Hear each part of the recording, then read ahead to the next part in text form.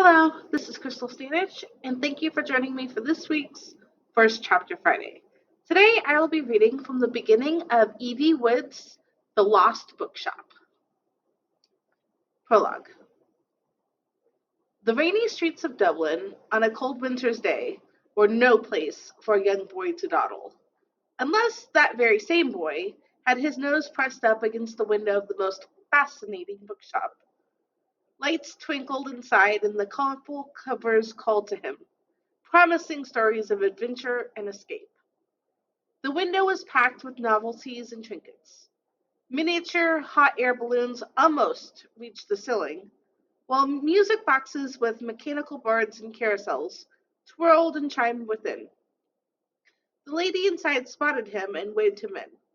He shook his head and blushed slightly.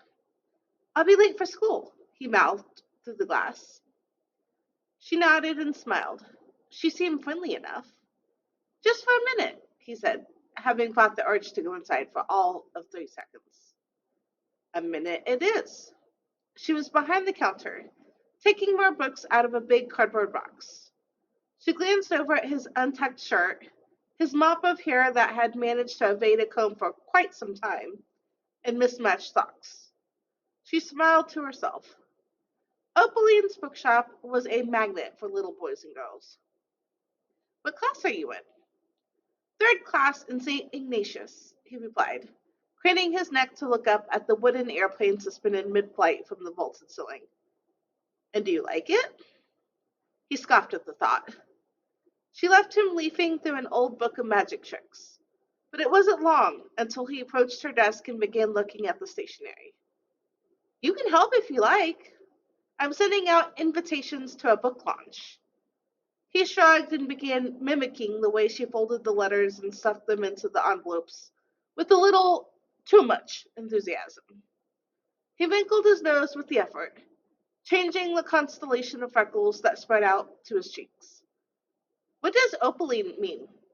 he asked, pronouncing it with far too many syllables. "Opaline is a name. Is it your name?" "No, I'm Martha." She could tell that he wasn't satisfied with that as an explanation.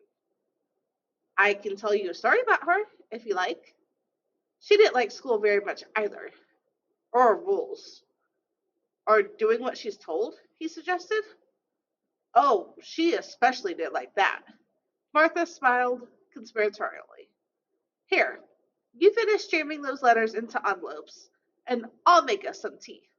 A good story always begins with tea." And if you would like to know what happens next, you can check this book out on the Libby app. Please join me here next week as I read from the beginning of Sarah Nisha Adams' The Reading List. Thank you and have a great week.